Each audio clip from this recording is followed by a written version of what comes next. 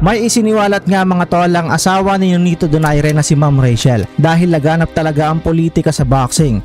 Based dito mga tol ay totoo nga ang haka-haka ng mga tao na manipulado talaga ang ranking ngayon sa boxing. Kaya wag na kayong magulat mga tol kung bakit may mga mataas ang rank or nasa top spot kahit puro tune up at activity fight lang ang mga nakakalaban at wala sa rankings o mga dekalibre.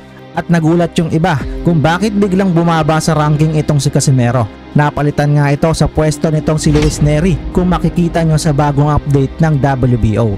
At ito na mga tol, sasabihin ko na ang revelasyon ng asawa ni Nonito Donaire na si Rachel Donaire about sa palakasan pagdating sa ranking ng bawat boksingero. Napanood ko to sa channel ni Coach Franco Rulloda mga tol. Para din pala itong korte mga tol dahil ide-depend mo yung boxer mo kung bakit siya yung karapat dapat na nasa posisyon ng rank na yon, o parang open forum o ng mga promoter kung paano nila ide-depend yung mga boxers nila. Natanong dito si Ma'am Donaire na kung ano daw ba ang proseso kung paano daw inaangat o nirarank ang isang boksingero. Sinabi dito ni Rachel Donaire na nirarank ang isang boxer sa quality of opponent o mga nakakalaban na dekalibre mga tol at mga active fighter din daw mga idol. Yes mga tol, quality of opponent. So yung inuulan ng bash ngayon ay dun pa lang sablay na mga tol.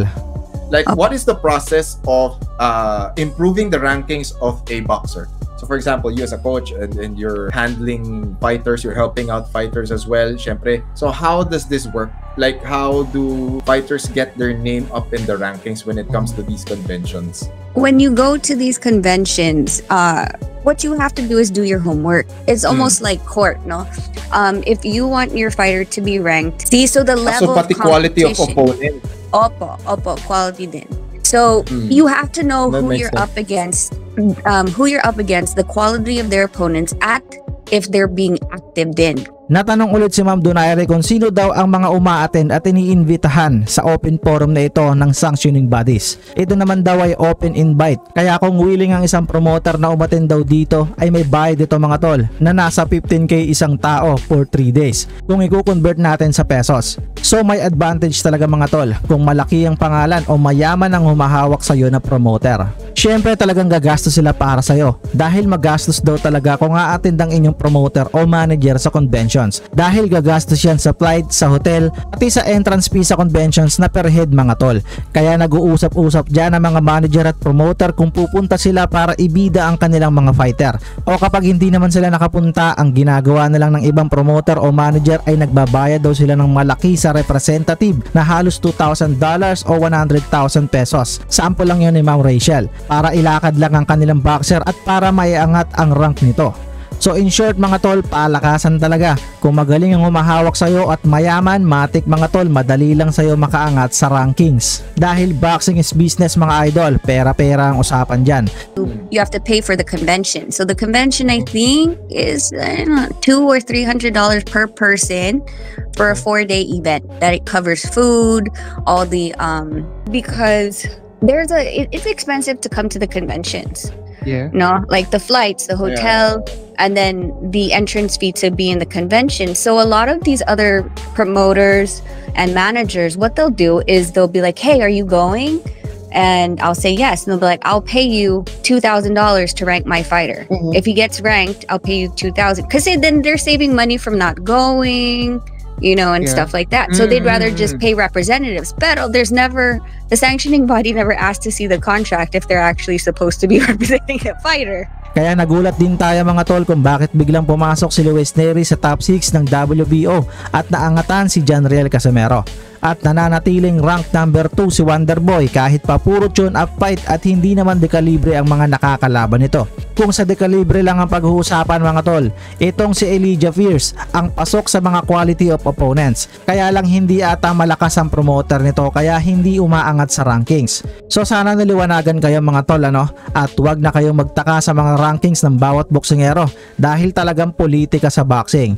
Pero wait lang mga tol, bago tayo magpatuloy, meron lang akong gustong i-share sa inyo na sa tingin ko makakatulong sa mga taong mahilig mag-invest kagaya ko. Ito nga mga tol ay ang Packet Broker. Si Packet Broker mga tol ay isang trading platform na kung saan pwede kayong mag-buy and sell or mag-trade ng mga assets. At huwag kayong mag-alala mga tol, kung baguhan lang kayo kagaya ko, ay sigurado akong magugustuhan nyo itong Packet Broker. Dahil napaka-beginner friendly ng platform nila at napakadali lang mag-trade mga tol. In fact, tuturo ko sa inyo mga tol ang 3 steps para kumita ng instant $100 o $5,000 pesos kay Pocket Broker. So unang gagawin natin mga tol ay pipindutin nyo muna yung link na nasa baba ng description o pin comment ng video at para may direct ka na sa mismong website ni Pocket Broker. Gagamitin natin ang promo code at ito yun mga tol, JUWE100. At pagkatapos nyong i-type sa promo code ang JUWE100 ay makakatanggap kayo ng bonus sa unang register nyo. Kapag naka-register na kayo, ito ang una nyong makikita mga tol, ang Pocket Broker dashboard. At sa nakikita ko mga tol, ang trend ngayon ay kulay pula. So feeling ko mga tol ay pababa ang trend nito. So pipindutin natin ang lower.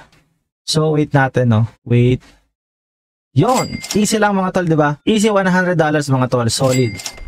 Sa mga tol, may sasabihin akong sikreto at tips sa inyo, no? Na ginagamit ko para mas ma-maximize yung profit ko dito kay Pocket Broker, mga tol. Ito lang naman yung candlestick ni Pocket Broker. So dito guys, nakikita nyo, tatlong green candlestick na yung nakikita natin sa chart. Mataas ang chance na ang kasunod nito o ang trend nito ay pataas na. So kailangan na natin pindutin yung higher dahil yun ang prediction ng ating candlestick. At dahil nga kanina nanalo ako ng almost $100, ay oras naman para mag-cash out mga tol. Sa withdrawal nga mga tol ay napakadali lang dahil pwedeng mag-withdraw gamit ang bank account, e-wallet or GCash at pwede ding cryptocurrencies. Makukuha nyo mga tol ang inyong buong profit. Meron silang 24/7 chat support at over 130 assets offering up to 92% yield including currency pairs, indices, stocks, and cryptocurrencies available around the clock. Grabe yun mga tol. Kaya ano pang inaantay nyo mga tol? Sabay-sabay tayong mag-trade at kumita dito kay Pocket Broker. At syempre again mga tol, gamitin nyo ang promo code na JUWE100 sa pag-register mga tol dahil may bonus kayong matatanggap mga tol para sa inyong panimula. So continue tayo sa ating topic.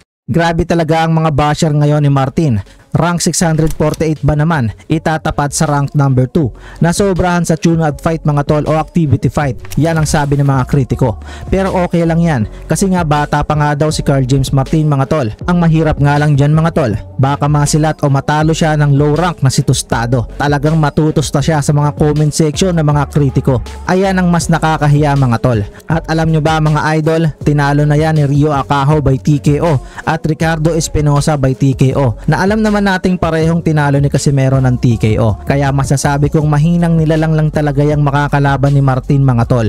Kaya nga rank 648 sa BoxRec. Kung matalo dyan si Martin kapabayaan niya na yon. At malaking kahihiyan talaga yan sa part ni Wonderboy kung sakaling matalo pa siya niyan. Sabi nga nila puro tune-up fight at activity fight. Gets natin yan. Paano kung biglang iharap yan si Martin sa top contender ngayon sa Super Bantamweight at magkaroon ng title eliminator ang WBO para sa number 1 spot? Baka mabigla nga daw si Martin mga tol. Kasi hindi nila nilalaban kahit man lang sa top 10 contender sa sobrang pag-iingat nila sa posisyon. Malabong title shot agad dyan si Carl James Martin para sa titulo ni Inoue. Kasi si Sam Goodman nga at si Raiz Alim pinaghirapan ng number 1 spot. Naglaban sila para sa title eliminator at kung sino ang magiging number 1 spot. Pareho pong title holder yun mga tol ha. Si Sam Goodman ay ang may hawak ng Oriental WBO at si Raiz Alim naman ay NABO WBO champion ng panahon na yon. Kaya sila yung pinaglaban para sa title eliminator ng WBO. Rank number 2 si Raiz Alim last year at rank number 4 naman si Sam Goodman ng time na yon. Katapos nga ng laban ay nanalo si Sam Goodman sa isang lopsided split decision o sinasabi ng ilan na hometown decision. Kaya naging number 1 spot itong si Sam Goodman. So kung matalo itong si Sam Goodman mga tol, mawawala siya sa number 1 spot at pwede na maglabas ang WBO para sa title eliminator ng WBO.